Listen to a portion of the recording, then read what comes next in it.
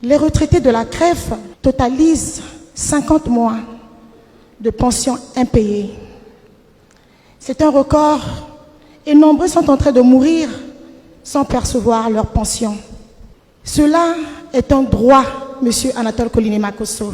Demain, Monsieur Anatole Koliné-Makosso, vous serez aussi retraité, comme ceux d'ailleurs. Accepteriez-vous de subir cette injustice? Après la période difficile que nous avons traversée depuis 2014, ce qu'on oublie de dire, c'est que jusqu'à 2014-2015, nous n'avions pas de problème avec les retraités. Les uns et les autres avaient leur pension. En dehors de ceux qui avaient quelques retards après leur admission à la retraite.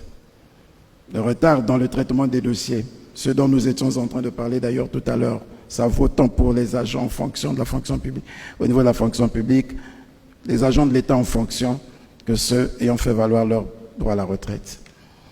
C'est à partir de 2015 que nous avons commencé à avoir des problèmes. Et lorsque le quinquennat commence en 2021, la situation est toujours difficile. La dette, tant intérieure qu'extérieure.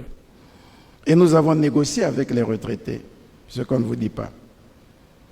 On met un train sur la dette jusqu'à 2021, le temps que l'État retrouve la bonne fortune, et on a déjà eu des exemples comme ça par le passé. La créance qu'on a sur l'État est toujours payée. La dette de l'État se paye toujours. Le président Denis Sassou Nguesso, c'est le même, qui après l'épreuve de 92-97, et après les retards que nous avons accumulés après 97, s'était engagé à partir des années 2000 à payer tous les arriérés. Et ça s'est fait jusqu'à ce qu'on les a tous épongés. Et là, il ne s'agissait pas que des retraités. Il s'agissait des arriérés des salaires de tous les agents de l'État. Vous pouvez imaginer combien ça devrait faire. Le gouvernement les avait payés. Donc, en 2021, c'est l'entente que nous avons trouvée avec les retraités. Dès que le Congo retrouvera meilleure fortune, on reviendra sur les arriérés. Donnez-nous simplement la possibilité de payer l'encours pour que, au lieu de rester avec des mois, 3 mois, 6 mois, sans un seul mois de pension, que nous ayons la possibilité de vous payer régulièrement la pension. Et cet accord avait été obtenu en 2021.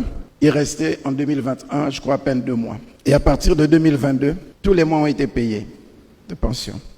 2023, toutes les pensions ont été payées. 2024, on a commencé à avoir des problèmes à partir d'avril. Et tout ça, ça a été expliqué aux retraités, comme à certains agents de l'État, s'agissant des structures à budget de transfert. Oui, à partir de